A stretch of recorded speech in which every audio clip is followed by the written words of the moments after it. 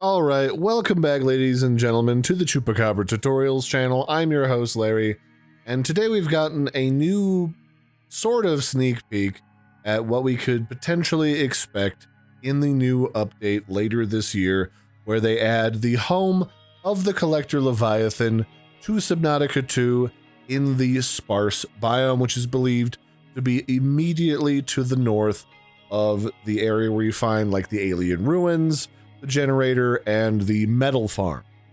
And inside of the most recent preview vlog for the big 1.1 update for Subnautica 2, we have been gifted with some concept art that shows us the new Sea Frog chassis upgrade for the Tadpole inside of what looks like a giant graveyard of Great Jaw Leviathans. And if you don't remember those or you haven't seen it for yourself, the Great Jaw is a massive, like, clamshell-like Leviathan that, if you disturb the little tendrils inside of its mouth on what looks like its tongue, it will close up, emit a neurotoxin to kill whatever is inside of it, and then eat what remains. And it looks like it, given the evidence around both the trench where we first find the Collector Leviathan and around the Great Jaw Leviathan itself, that the Collector Leviathan likes to prey upon and eat the smaller baby versions of the Great Jaw Leviathan.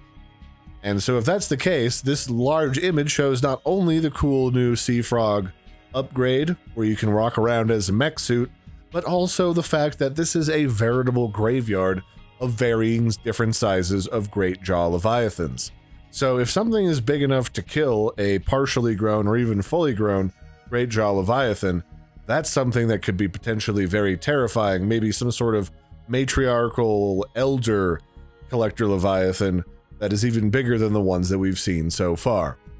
So that's just kind of like a little sneak peek that they kind of threw in there, a little hint at maybe what's coming in the future. It could also mean absolutely nothing. It could be a discarded concept or idea, but I just thought that was interesting, and I think it makes for a really cool wallpaper. So I'm going to throw that out there for you guys if you want to grab a screenshot of that. And I've been your host, Larry. Don't forget to like and subscribe, and I will catch you next time for more Subnautica 2 information, sneak peeks, and other related news. Bye, everybody, and have a good one.